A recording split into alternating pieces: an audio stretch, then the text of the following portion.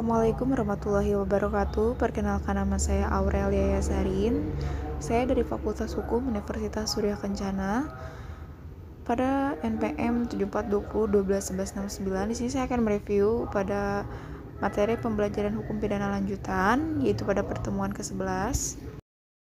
Residip kejahatan tertentu yang termasuk kelompok jenis diatur dalam 3 pasal, yaitu diatur dalam pasal 486, 487, dan 488 KUHP. Adapun syarat-syaratnya adalah yang pertama, kejahatan yang diulangi harus termasuk dalam satu kelompok jenis dengan kejahatan yang pertama atau terdahulu. Kelompok jenis kejahatan termaksud adalah A. Kelompok jenis kejahatan pasal 486 KUHP mengenai kejahatan terhadap harta, benda, dan pemalsuan, misalnya pemalsuan mata uang pada pasal 244, 304 sampai 348, pemalsuan surat daripada pasal 263 sampai 264, pencurian 262 sampai 265, penggelapan penipuan kejahatan jabatan yaitu pada pasal 415, 417, 425, penadahan yaitu dari pasal 480 sampai dengan 481. Yang B, kelompok jenis kejahatan pada pasal 487 KUHP mengenai kejahatan terhadap orang, misalnya penyerangan atau makar terhadap kepala negara, pembunuhan, penganiayaan, dan lain-lain. Yang ketiga C, kelompok jenis kejahatan dalam pada pasal 488 KUHP mengenai kejahatan penghinaan dan berhubungan dengan penerbitan atau percetakan, misalnya penghinaan terhadap presiden atau wakil pada pasal 134 sampai 137, penghinaan terhadap kepala negara sahabat pasal 142 sampai dengan 144. Berdasarkan contoh-contoh di atas, maka kejahatan yang diatur dalam pada pasal 486, 487, 400 dan 488 KUHP itu hanyalah kejahatan-kejahatan tertentu.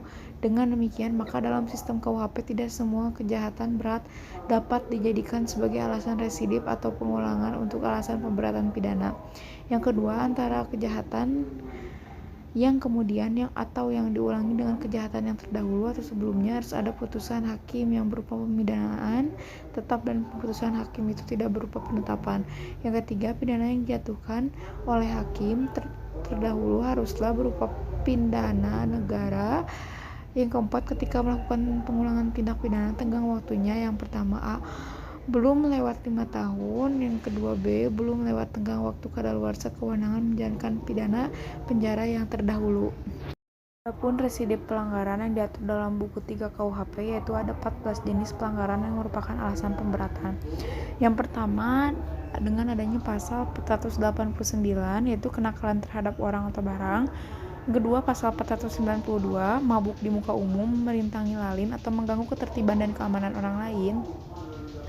Yang ketiga, pada pasal 495 memesan, penangkap atau alat untuk membunuh binatang buas tanpa izin. Yang keempat, pasal 501 menjual dan sebagainya makanan atau minuman yang dipalsukan, busuk, berasal dari ternak yang sakit atau mati. Yang kelima, ada pasal 512 melakukan pencaharian tanpa ada keharusan atau kewenangan atau melampaui batas kewenangannya. Yang keenam, ada pasal 516 mengusahakan tempat bermalam tanpa suatu registrasi atau catatan tamu atau tidak menunjukkan registrasi tersebut kepada pejabat yang memintanya. Yang ketujuh, dengan adanya pada pasal 517 membeli dan sebagainya barang orang anggota militer tanpa izin. Yang ke-8, pasal 503 petugas agama yang melakukan suatu upacara perkawinan sebelum dinyatakan padanya bahwa pelangsuran di muka pejabat catatan sipil telah dilakukan. Yang ke-9, pasal 536 dalam keadaan mabuk berada di jalan umum. Yang ke-10, pasal 540 memperkerjakan hewan melebihi kekuatan dan atau menyakitinya. Yang ke-11, pasal 544 mengadakan sambung ayam atau jangkrik di jalan umum tanpa izin.